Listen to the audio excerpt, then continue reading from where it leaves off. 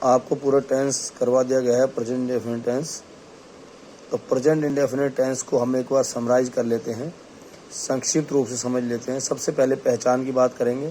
ता है, ती है, ते है, ताहूँ आदि शब्द आते हैं, अंत में आते हैं। इनमें से कोई भी शब्द अंत में आएगा तो वो प्रेजेंट इंडेफिनिट टेंस होगा।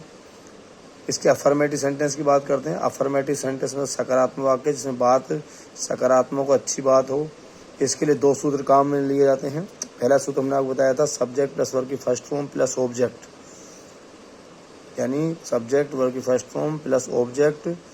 ये सूत्र कब काम में लेते हैं? जब कर्ता या सब्जेक्ट जो होते हैं वो आई, वी, यू, दे या फिर बहुवचन संज्ञा हो, दो या दो से अधिक नाम हो, तो हम ये वाला सूत्र काम में लेंगे।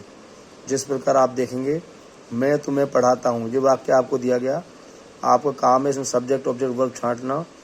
उससे पहले इसको पहचानना है। ताहूँ आ गया और बात सकारात्मक हो रही है, इसका मतलब प्रेजेंट इंडेफिनिट टेंस का अफर्मेटिव सेंटेंस है। ताहूँ से हमने पहचाना प्रेजेंट इंडेफिनिट टेंस और अच्छी बात हो रही है, मैं तुम्हें पढ़ाता हूँ, सकारात्मक बात है, तो हमने पहचाना कि अफर्मेटिव सेंटेंस है। अफर्मेटिव सेंटेंस में हमने सब्जेक्ट ऑब्जेक्ट वर्ब छांट ली। सब्जेक्ट आई, ऑब्जेक्ट यू और वर्ब की फर्स्ट फॉर्म होगी टीच।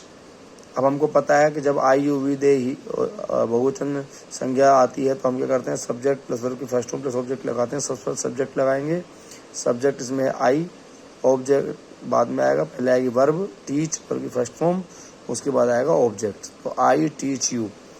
इस प्रकार हम देखते हैं। दूसरा हमने सूत्र बताया, सब्जेक्ट प्लस वर्ब की फर्स्ट फॉर्म प्लस SEIES में से एक लगाएंगे वर्ब के अंत में प्लस ऑब्जेक्ट। ये कब लगाएंगे? जब सब्जेक्ट आएंगे ही, शी, इट, नेम एक वचन यानी एक नाम आएगा तो उस समय SEIS लगाते हैं। आई, यू, वी, दे के साथ बहुवचन साथ नहीं लगाते हैं, ही, शी, इट, नेम एक के साथ लगाते हैं। तो जब इसमें हम देखेंगे कि अगर वर्ब के अंत में SSS, SS, CH, X, O, Z verb के अंत में आते हैं तो हम ES लगाएंगे। बाकी सही वर्ब के अंत में S लगाएंगे। कब? जब ये सब्जेक्ट आएंगे। तो देखिए, वह तुम्हें पढ़ाता है, आपने देखा ही सब्जेक्ट है, यू ऑब्जेक्ट है और पढ़ाना टीच वर्ब की फर्स्ट फॉर्म है। लेकिन यहाँ ही है तो हम SEIS में से लगाएंगे और लास्ट में CH है तो CH के लिए हम लगाते हैं ES। तो आप समझ गए होंगे CH के आगे ES लगा रहे हैं क्योंकि CH आया है।